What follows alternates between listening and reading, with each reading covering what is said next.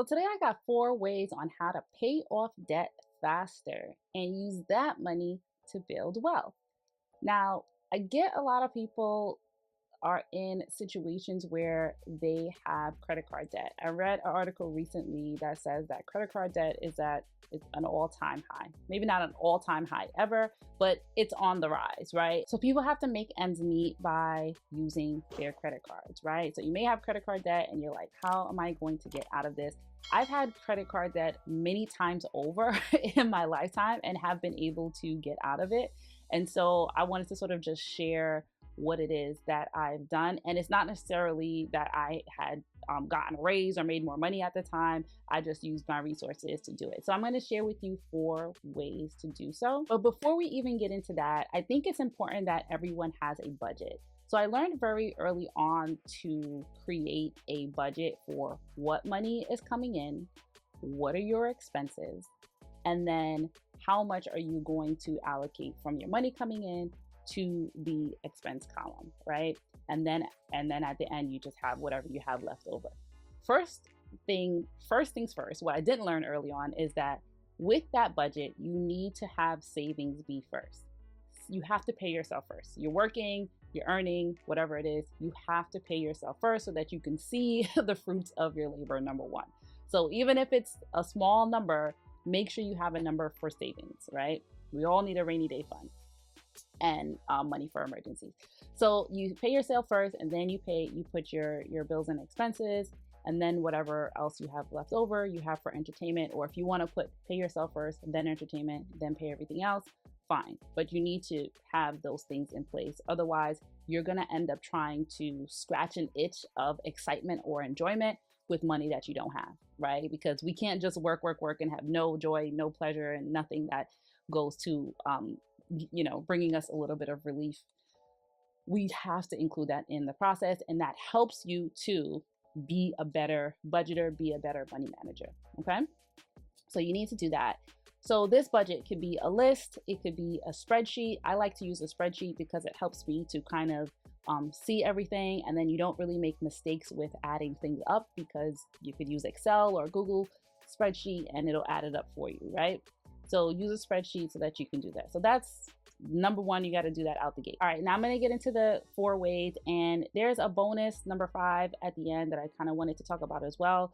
It's not really a way to pay off debt, but it is a caution. So stay to the end so you can get that last tip, which is really, really important. Something that people fall into a lot when they're dealing with credit card debt. The number 1 tip that I have to pay debt off faster is to pay extra payments on your principal, right? So let's just say in a perfect world, you have a little bit of extra money. You are going to, let's start with a mortgage because it's an easier way to make this illustration. So if you have a mortgage and you pay an extra payment of principal every year, you can take off 7 years off of a 30-year mortgage. Some of you may know, some of you are like, oh my God, that's crazy. So now if you pay more than 1 extra payment of principal, you can take off more, so on and so forth. So you can pay off your mortgage in half time, or, depending on how much extra money you have, you can pay it off much quicker. Why? Because interest is not accruing on that principal.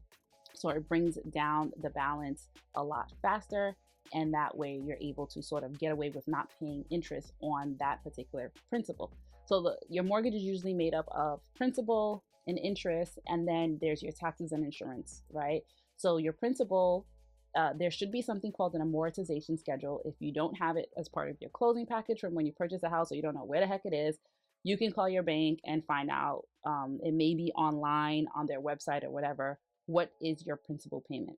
When you go online to pay, or when you get a statement, it should show your breakdown of what your principal is and what your interest is. So your principal in the beginning of the loan is going to be a lot less. It may be $50, $100, $200, $300. As the loan goes on, it becomes more and more of the payment goes to principal and less to interest. So especially in those early years, when your principal is low, you should make double and triple payments on your principal so that you can pay off your mortgage a lot quicker. And then eventually you won't have that debt at all. So that's number 1. You can free up your living expense if you own a home, if you're paying for real estate. You can free up that expense and have a whole bunch of extra money to play with if you pay that off faster. So you can use that same concept and apply it to your credit cards. If you pay more of the principal, then it will get paid down faster. So whatever it is that your balance is going to be basically what your principal is going to be when it comes to credit cards. So you'll just pay whatever is the minimum, and then you just pay more so that you can get it paid down faster. You may want to call to see if there's a way that you could actually apply it to what's not considered interest, but it doesn't really quite work the same way as a mortgage. So I would say just pay extra, right? So that's the easy way. If you have student loans kind of work similar to a mortgage. So if you pay down the principal amount, then it's going to be paid off a lot faster. So that's number one. Pay down more of your principal faster if you can. Now, if you don't have extra money to make extra principal payments, I understand. I have some more tips for you. The second tip is to auto save, right? So you set up an automatic draft from either your account, your checking account, savings account, wherever your money comes into. You set up an automatic withdrawal to a high yield savings account. So a high yield savings account, there's several of them out there, especially now. Goldman Sachs has one called Marcus, American Express has one.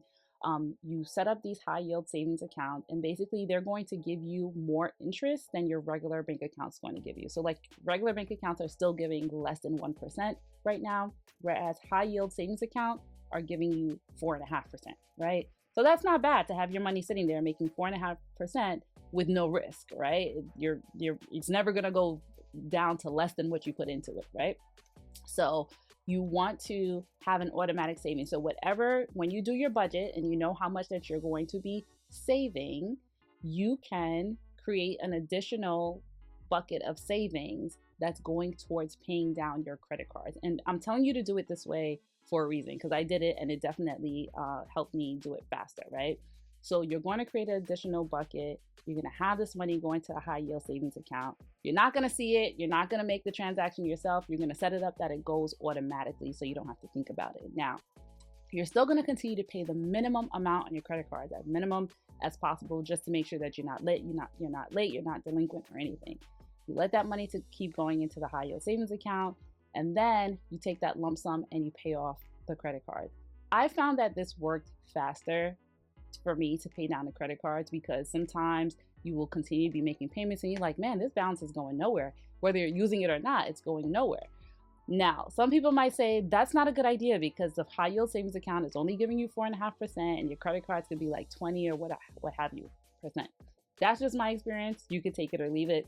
There are so many other methods of ways that you can do this. You can take the payments and pay the minimum on all the other cards, pay down the as much as you can on either the smallest balance of credit card or the credit card that has the highest interest rate, right? So you're going to pick which method you're going to use. One is the snowball, one is the avalanche. I don't know which is which, but either way, it's either you're going to pay the highest interest rate or you're going to pay the lowest balance so that you can just get that one out of the way and start putting that money towards the other ones. Those absolutely work as well. If that makes you feel better, it's more logical, definitely do that. Another thing to help you accomplish this auto savings, even if you're not going to do the method where you are saving all the money in a high interest, high yield savings account and then paying it all off at once. If you're not going to do that, you still should do the auto savings. And a good way to help you with that is to basically minimize your expenses. I know it's not something that people like to hear, and I don't really believe in minimizing your expenses because I love to, I think it's important to work and play and not just work, and then play every once in a blue moon, right? But you can sacrifice for a period of time. You can buckle down and not just be having all the luxuries, right? So cut a few things out, cut down your spending, cut down eating out. I had said one time that I had evaluated how much me and my spouse were spending on eating out, and it was thousands. Each of us were spending thousands on eating out per month. And I was like, no, that we can't do that. So we had to definitely cut way back. And that sort of helped us to reevaluate things and make better investments based upon the savings that we were making. So definitely you could cut back so that you can get that savings going, and you will be surprised how fast it will start to grow. And keep that up as much as you can. When you do get a raise or you do get an additional stream of income or additional income, then you can either add that to your savings, or then you can sort of loosen up a little bit without going too crazy. But what I like about that though is, even though you are cutting back, it does help you to be more disciplined, where when you do go back to having a little bit more wiggle room, it does make you more disciplined. It allows you to evaluate more. So at the same time, you're also training yourself to be a better money manager as well. The third way to basically pay down your credit card debt faster is to use no interest credit cards, right? If your credit is good enough to be able to apply for and get a no interest credit card, then you could use that no interest credit card to help you pay down your debt faster without interest, right? So for instance, a credit card will say, hey, we'll offer you 0 interest on your balance for a certain number of months, right? And we're going to allow you to do a balance transfer. So you would take your highest credit card, your credit card with the highest interest rate on it, right? You transfer that balance to the 0 interest credit card. Then you continue to make your payments on that. It's going to go faster because you're not accruing interest. Now, you want to be careful with that, because if you don't pay it off during that 0 interest period, whatever interest was left on the balance, that's left, it's going to be put on your credit card balance, right? It's going to be added to your balance, and it's going to be from the period of time that it started. So say in January, you do this no interest credit card, you do your balance transfer, you paid it off, say it's a year. December comes, you haven't paid it all off. Now, they are going to tack on from January to December, whatever interest is left on that whatever interest accrued on that balance that's left will now be tacked on to your current balance. So it's going to make it higher. So to the extent that you can, the goal is to pay it off before that interest period ends, right?